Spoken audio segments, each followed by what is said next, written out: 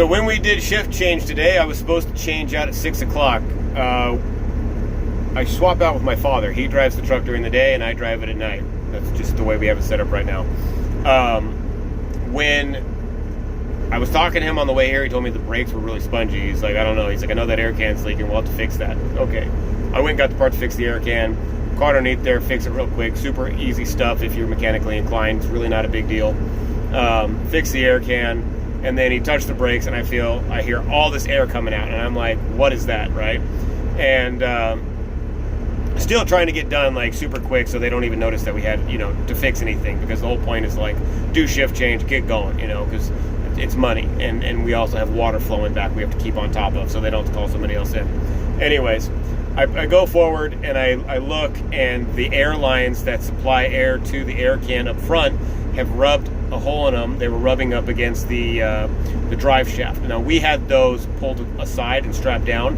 We just had some work done, and apparently those got pulled apart, left against it. We didn't check them. Our bad, I guess. And it tore a hole in them. So I was like, yeah, no, that's bad. We have to get this fixed. So spent the last 3 hours. There was a guy in town. He has a shop.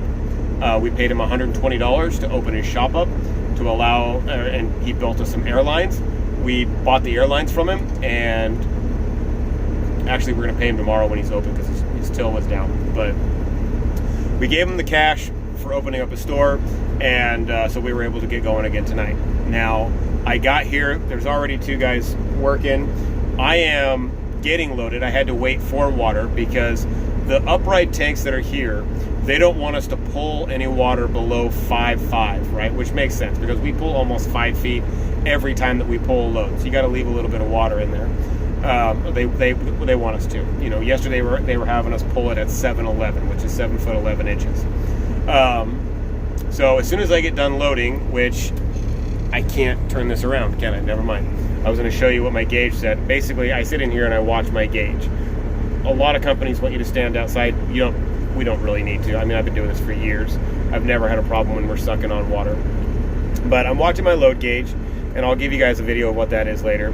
But basically, it is that gauge right there. And you can see it's reading 50. So when it is at 80, right before 80, that means I'm loaded. That's where my loaded spot is, okay? So I'm just sitting here doing that. I'm gonna fill out my paperwork. We have to do a little paperwork on an application that's on the phone that gets sent immediately in to the oil company to let them know that what we're doing. Plus we have some paper tickets, and that's how we get paid. I'll also drop one of those off at the disposal. So